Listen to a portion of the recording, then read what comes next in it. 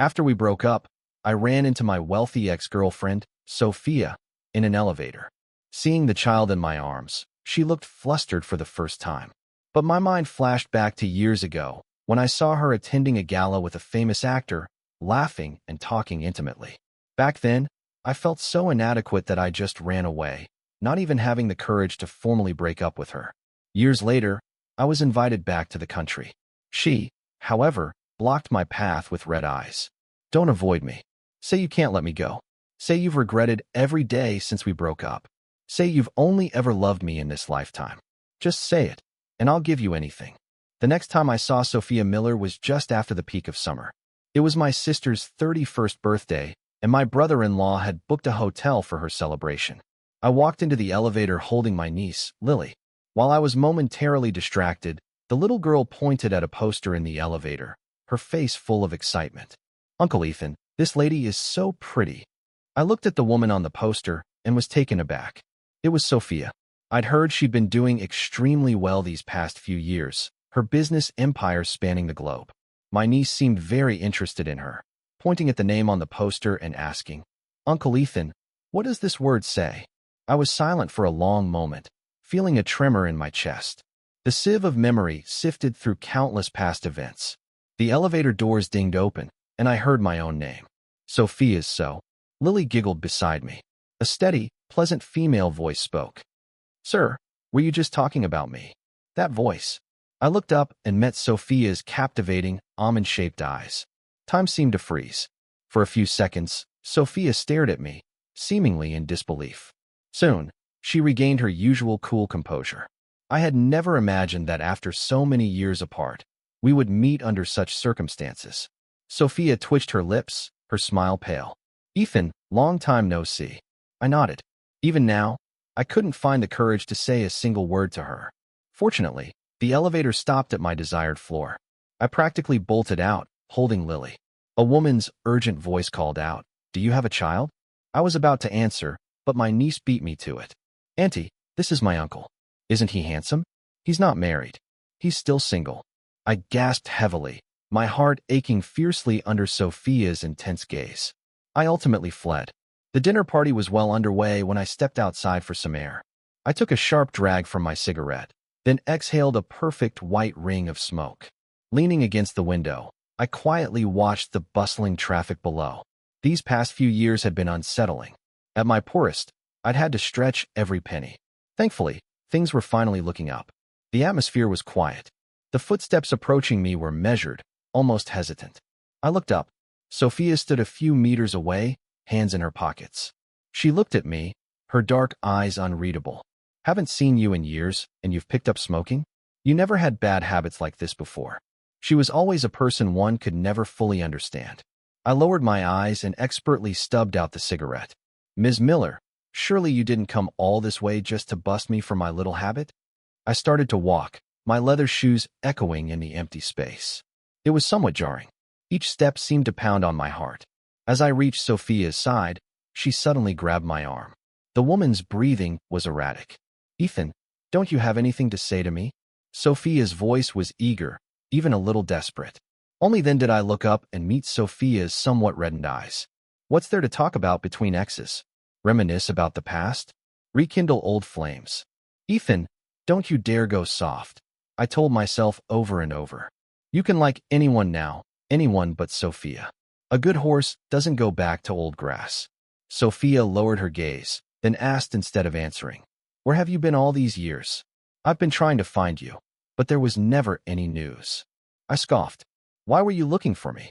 In my eyes, my departure was no different to Sophia than losing a cat. If she felt sorry for me today, she'd give me a little more cat food. If she liked someone else tomorrow, I'd go hungry. I was just a pet. Sophia kept seeing my indifferent expression. Sophia stared at me intently, as if trying to see into my soul. "Ethan, you really are cruel. How dare you just abandon me and leave without a word?" In college, Sophia and I were dating. At that time, I was still a student, while she had already taken over her family's massive corporation, Miller Industries. Sophia's circle was vast, mostly composed of wealthy heirs.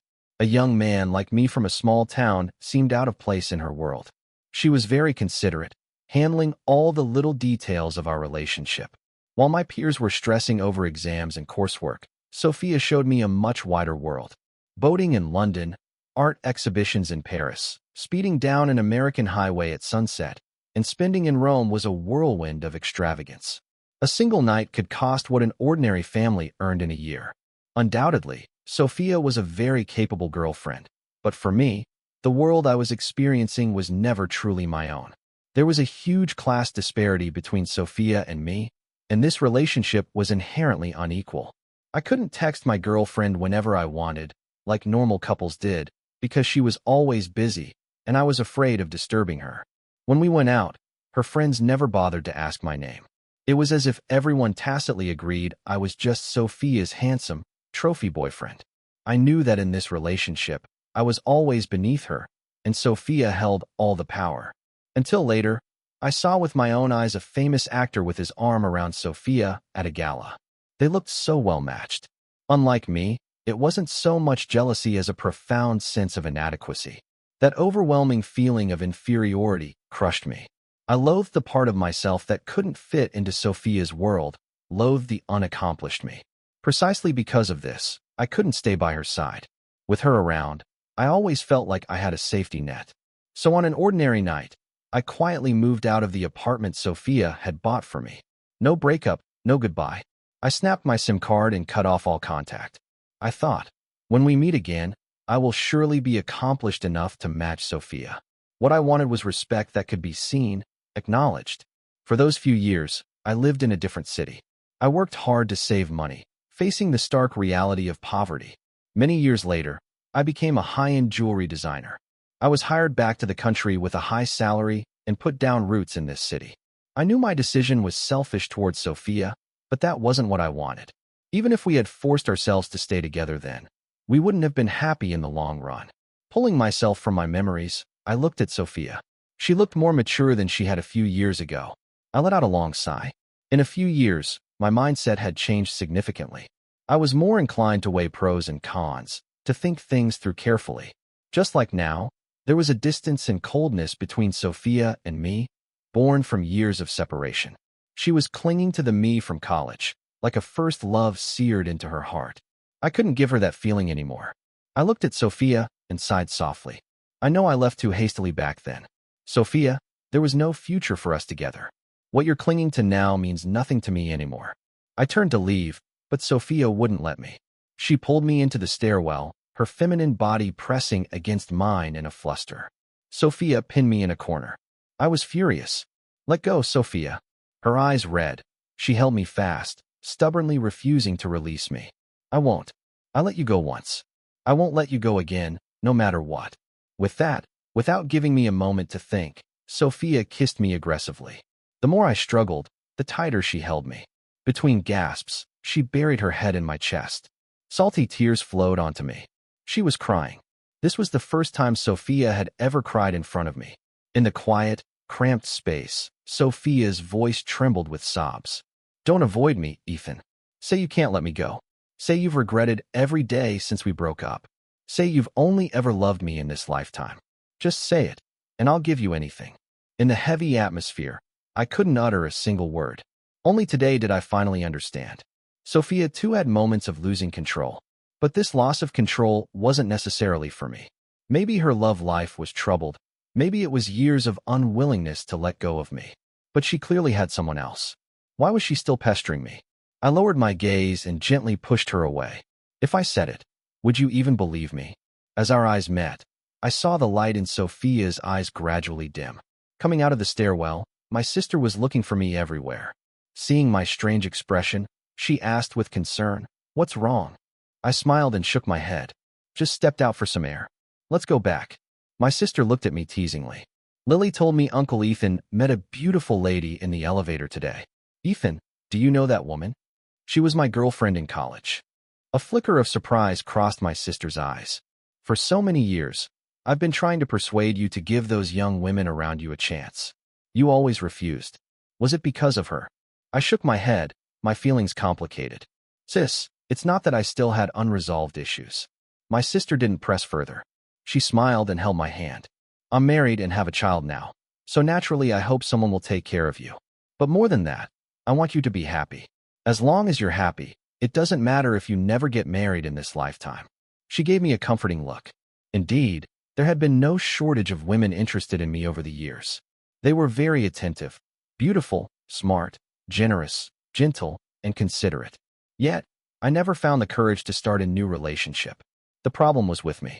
I had gradually lost the ability to love someone. Monday morning, my assistant, Sam, stood in my office giving his daily report.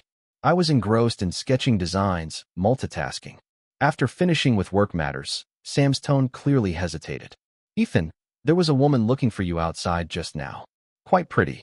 I stopped my pen and looked at Sam. "Did she leave a name?" "No. She just said she wanted to see you specifically." I glanced at my watch and nodded. "Show her to the conference room. I'll be there shortly." It wasn't until I opened the conference room door that I understood why she had specifically asked for me. Sophia was wearing a little black dress today, looking more approachable than usual. Seeing me enter, her dark eyes flickered. From the moment I walked in until I sat down, her gaze never left me. "Ms. Miller, you certainly work fast, finding my studio so quickly." I pursed my lips and looked at the woman sitting across from me. Hearing the sarcasm in my voice, Sophia clearly didn't take it to heart. "Ethan, I'm here today to discuss a collaboration." I looked at her without speaking. "I want you to design a diamond ring for me." The woman's dark eyes were clear and cool, possessing a strange allure. I pursed my lips and took a sip of the coffee beside me. It would be foolish not to make money, especially from a capitalist like Sophia. Out of professional courtesy, I still asked, "May I ask the purpose of this diamond ring?" A lazy smile played on Sophia's lips. "For my wedding." As she said this, Sophia's gaze softened in a way I had never seen before. Coffee spilled from my cup, and I hastily pulled my hand away. Was the groom that famous actor? Indeed, such a grand gesture. Only a custom-designed diamond ring would befit his status. Sophia looked at me meaningfully. "Is there a problem?" "No." Suppressing the bitterness in my heart, I looked at Sophia. "If Ms. Miller has any specific details or requirements, you can discuss them with my assistant. I'll confirm the design drafts with you later." The woman raised an eyebrow, giving me no chance. "It's better if I liaise with you directly. My boyfriend is quite particular. If he's not satisfied with the design, I'll be the one to suffer, won't I?" Seeing I still wanted to refuse, Sophia added more pressure. "Ethan, we're old acquaintances, aren't we? You won't even help me with this small favor." With that, she glanced at my colleagues outside the conference room. The threat in her tone was obvious. Fine, she won. I certainly didn't want our past relationship to become common knowledge. As I took out my phone to add her on WeChat, a pleased smile touched Sophia's lips. After getting my contact information, Sophia was surprisingly quiet. She didn't send me a single message, nor did she ask about the progress of the design. I was quite content with this situation. It saved me from being flustered every time we met. But sometimes, fate likes to play jokes. I never expected that after so many years, I would see that famous actor again. He was just coming out of the apartment opposite mine as I was heading home. He seemed to be in a hurry, and we bumped into each other at the elevator. "Ethan," the man's voice called out to me. Slightly surprised, I turned, inwardly shocked. He knew my name. He didn't seem hostile towards me. His long fingers tentatively pointed towards my apartment. "Do you live here?" I nodded. "Yes, I just bought it recently." He seemed to understand something, a slight smile on his lips. "Oh, I haven't introduced myself. I'm Sophia's brother. My name is Michael." Brother Michael shook my hand amicably. So the person attending the gala with Sophia back then was her own brother. I was wondering why that girl suddenly wanted to buy an apartment here. "So it was because of you," Michael chuckled meaningfully. "If it's convenient, could I come in for a bit?" "Oh yes, of course." The shock was too much at once. I belatedly invited Michael in. "Would you like something to drink?" "Just water is fine." I smiled at Michael. He had a clean-cut look, and from the moment he entered, he had been subtly sizing me up. His gaze was probing, yet gentle. "Aren't you curious how I know your name?" Sitting on the sofa opposite him, I quietly lowered my eyes. "It must be related to Sophia." Michael took a sip of water, then looked at me seriously. "It was after you two separated that I found out about you. Back then, my sister was frantically searching for you, practically turning the world upside down, but to no avail.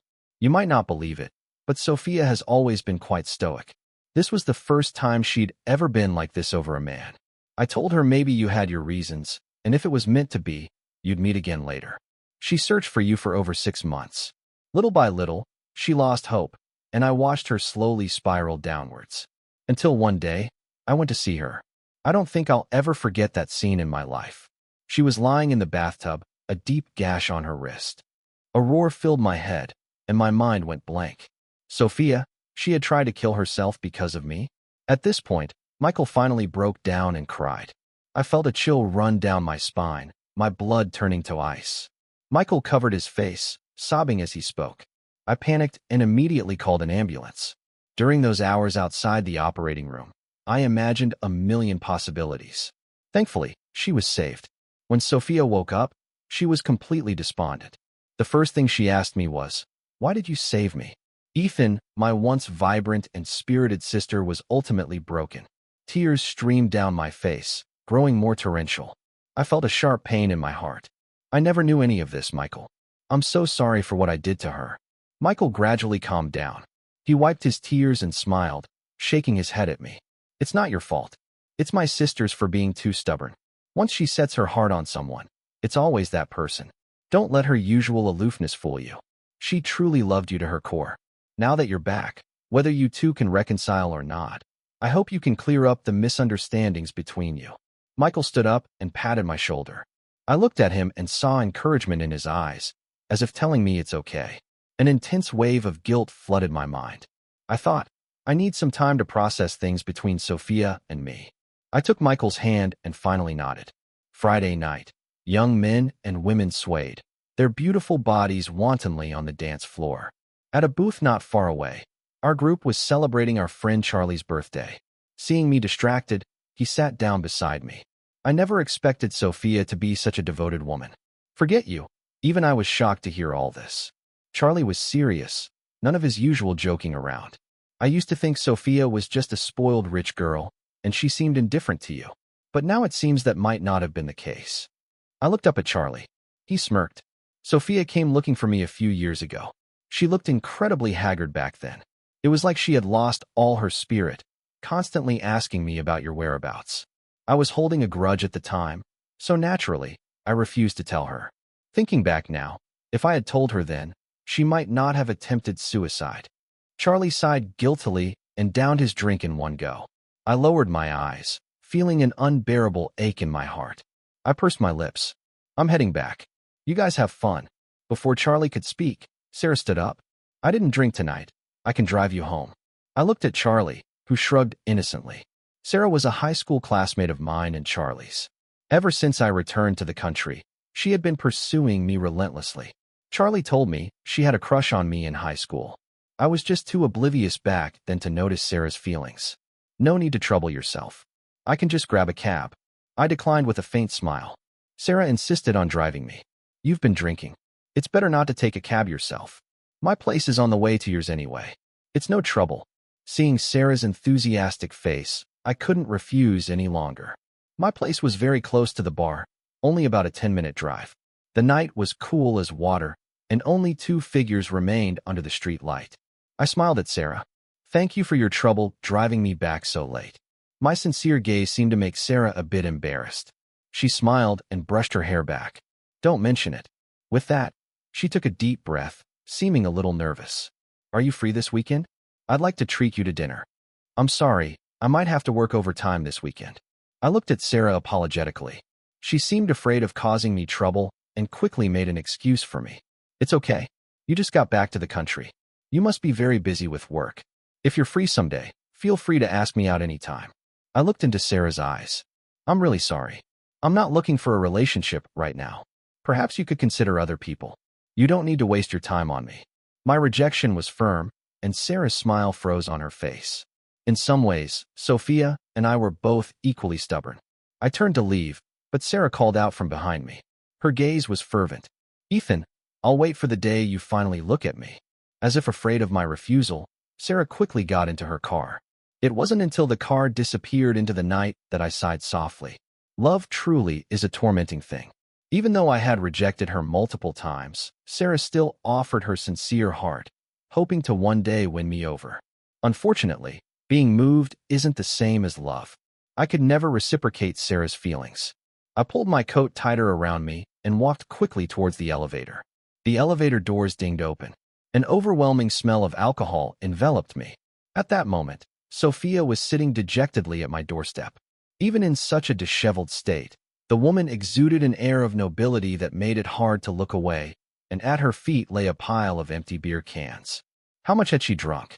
My brow furrowed, and we looked at each other in silence. This was the first time I had seen Sophia looking so pitiful. Her lips were pressed into a thin line, and after a long silence, she finally asked softly, "Are you?" She didn't finish the sentence, the words dying in her throat. I unconsciously clenched my fists, my fingertips turning white. "Am I what?" She paused, the words she wanted to say becoming incredibly difficult. "The woman who just drove you home. Are you two together?" Sophia looked haggard, her almond eyes looking as if they were about to bleed. "So she was drinking tonight because of this?" "It's not what you think." I looked at Sophia, wanting to reach out and help her up, but she brushed my hand away, a hint of grievance in her eyes. After a while, she let out a self-deprecating smile. "Ethan, what exactly am I to you?" With that, she stood up, kicked an empty can in front of her, and stumbled towards the elevator. Sophia just disappeared like that, without even listening to a word of my explanation. That night, I slept fitfully, dreaming of my past with Sophia. The past played out like a slideshow in my dreams. On my 21st birthday, Sophia had prepared a surprise for me. It was the happiest birthday of my life. Sophia put a watch on my wrist and promised to love only me for the rest of her life. We embraced and kissed, under the envious gazes of everyone. I've always been a light sleeper, and Sophia would always wait for me to fall asleep first every night. I woke up from a nightmare, and she would gently pat me. "Ethan, it's okay, don't be afraid. It was just a dream."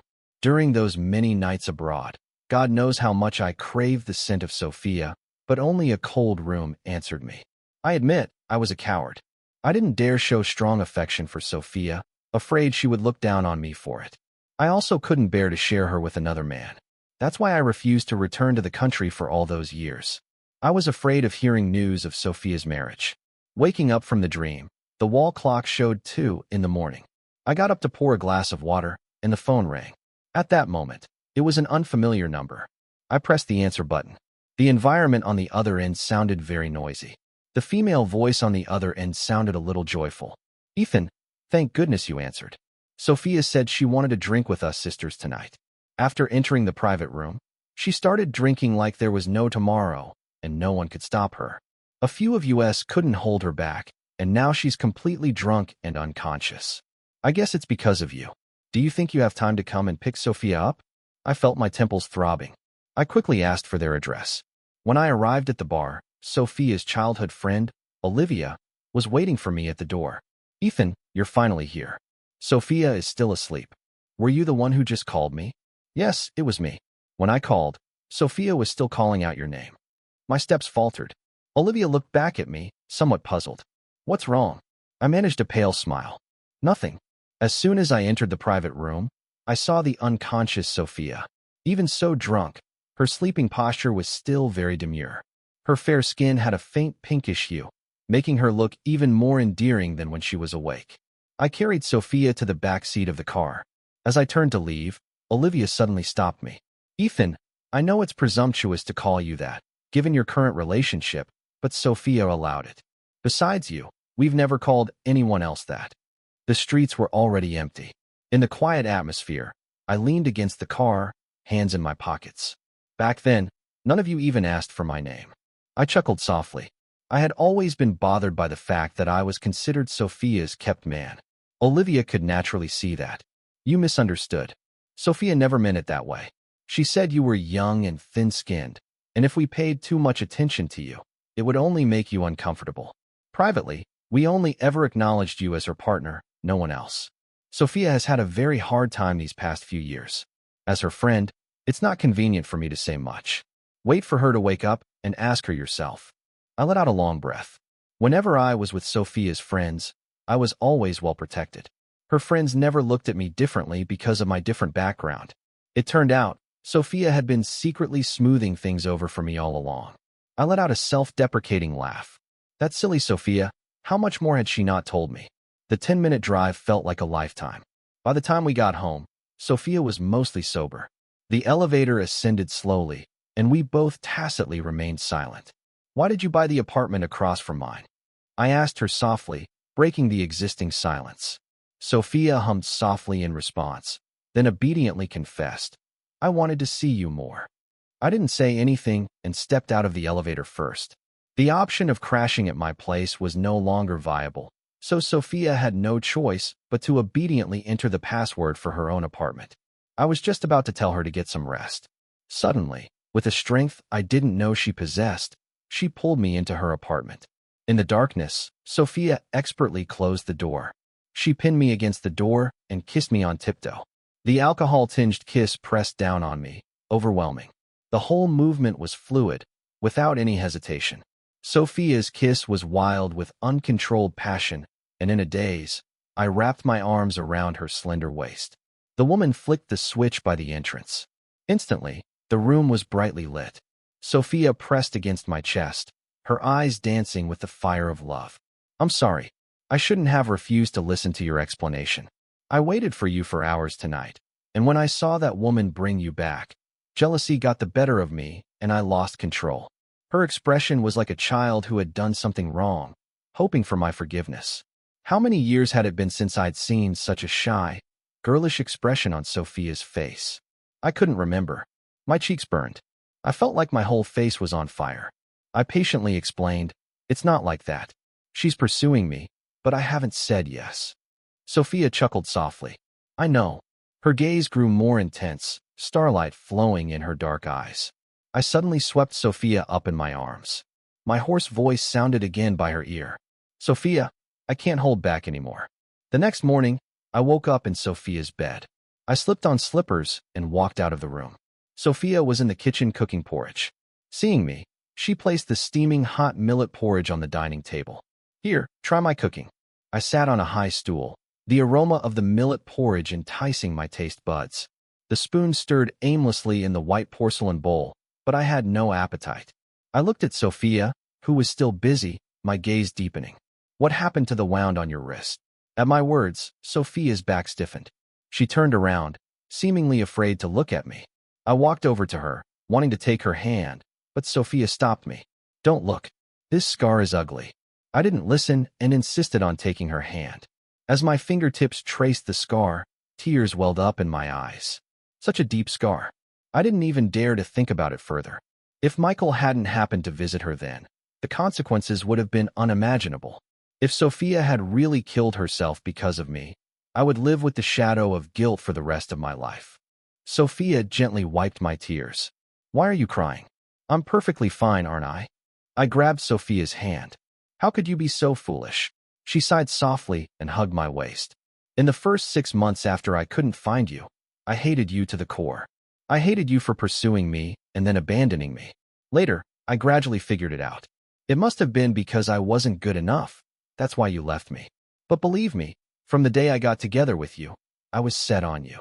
I swore I would marry you in this lifetime. The more gently Sophia explained, the harder my tears fell. These years had truly been hard on her. She fumbled to wipe my tears. Finally, she simply kissed my tears away. Ethan, you are truly my undoing. Even though I've hated you in my heart all these years, I can't bear to see you suffer even a little. Just watching you cry breaks my heart. Am I doomed to be in your hands for the rest of my life? I admitted that I had been too willful back then, but some things still needed to be clarified. There were too many misunderstandings between Sophia and me. I pulled Sophia to sit on the sofa. Back when I was with you, I actually felt very insecure. I was just a penniless college student, but you were already successful in your career. I was afraid that in other people's eyes, I wasn't good enough for you.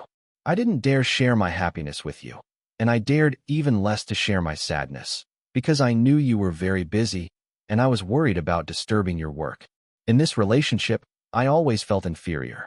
You always had a somewhat aloof personality, which made me feel even more like you were just playing around with me, just treating me as a pet.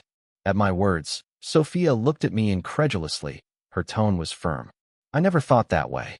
As if finally understanding the communication gap between us, Sophia seemed to have an epiphany. Ethan, how could you have so many misunderstandings about our relationship? Sophia leaned into my embrace. Do you know why I like you? I shook my head, and Sophia patiently explained. The first time I saw you was at Oakwood Cemetery. You were wearing a simple white shirt and holding a bouquet of chrysanthemums. I happened to be visiting my deceased father at the cemetery. It was raining heavily that day, and my clothes got wet. As you passed by me, you handed me an umbrella. I asked what you would do, and you said your home was very close. Later, I watched you run in the rain. By the time I looked for you again, you were gone. With that, Sophia chuckled softly.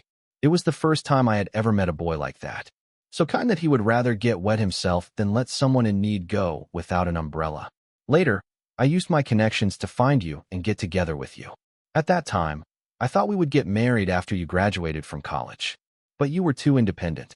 You didn't want to depend on me because of my status, and you weren't like other guys, clinging to me, wanting to be with me 24/7. Actually, I'm a very possessive person. When I saw you getting close to other women, I would get jealous. When I saw you chatting happily with your classmates, I would even hate myself for not being a student, for not having common topics with you. So I could only try my best to pretend I didn't care, to respect your decisions and everything. It was precisely because of this that you got the wrong impression that I didn't love you, right? I had never heard Sophia say these words before. It turned out she cared about me so much. Since things had come to this, everything was laid bare. Because of all this, I didn't dare to show you how much I loved you. I was afraid of being looked down upon by you. A trophy boyfriend isn't supposed to fall in love with his benefactor. I dared even less to reveal my true feelings to you, afraid that I would be the one to get hurt in the end. Sophia kissed my lips tenderly, her voice full of heartache. Silly. In this relationship, I was the one who felt insecure. I was afraid you would think that apart from money, I had nothing. I even thought, even if you loved my money, that would be fine. At least I really had it. Unfortunately, what you valued was never these things. I felt a tremor in my heart. The thing that had always bothered me was also laid bare. Actually, the reasons I left weren't entirely those. At the time, I thought Michael was your real boyfriend. Sophia was very surprised by this. Ethan, why did you never ask me? At that time, I was just accompanying my brother to a business dinner. All the events of the past were laid out and discussed between us. Only then did I finally understand how deep the years of misunderstanding between Sophia and me ran. That day, Sophia lay in my arms and talked a lot, until she was extremely tired. She finally fell asleep leaning against me.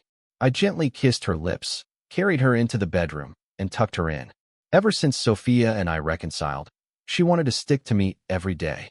She took me everywhere, afraid I would disappear again. I understood that.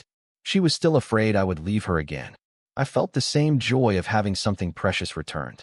After intense happiness, insecurity often follows. Even though I repeatedly told Sophia that I wouldn't leave her again, she still subconsciously held me very tightly when she slept at night, as if wanting to embed me into her life. Michael was naturally happy for us too. Seeing us standing together, he smiled and then cried. A month later, I proposed to her. It was in the villa we were preparing for our new life together. Sophia's childhood friends were there, and Charlie also attended. Red roses filled the room, and every corner was meticulously decorated. Sophia looked beautiful today, radiant. I knelt on one knee, looking at her affectionately. In my hand was the diamond ring she had asked me to design earlier. I had to say, she was a shrewd planner, playing the long game since I returned to the country. I took a deep breath, suppressing the nervousness in my heart.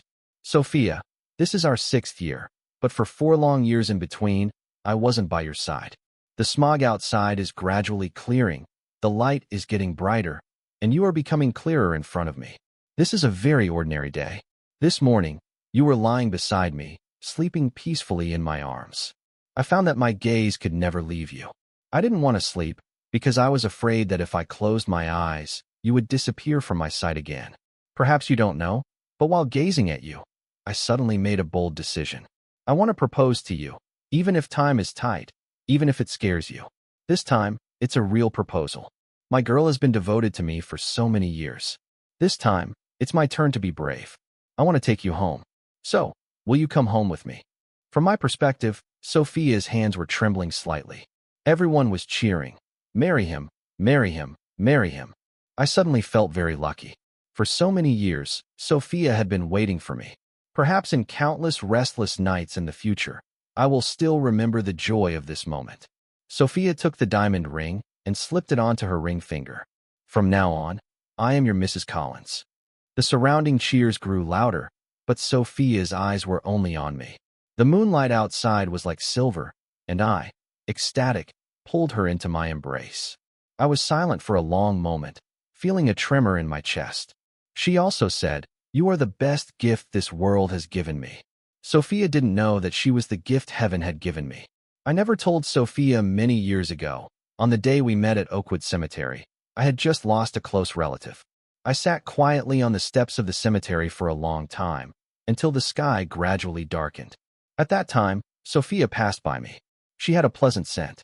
Later, the weather changed, and it started to rain lightly in the cemetery. Sophia walked over to me and draped the black coat from her bodyguard's hand over my shoulders. "Your clothes are thin, don't get sick. It's getting late, go home quickly." Even though she herself was already shivering from the cold, the look in her eyes was very warm. Perhaps Sophia would never understand how much comfort her simple gesture gave me. At that time, I nodded and saw her clothes gradually getting wet from the rain. I rummaged through my backpack and gave her an umbrella. I never expected that such a simple act would be remembered by Sophia for so long. I bloomed in a desperate situation, and everyone else wanted to pick me. Only Sophia passed by me and held up an umbrella for me. She said, "You just bloom. I'm here for you."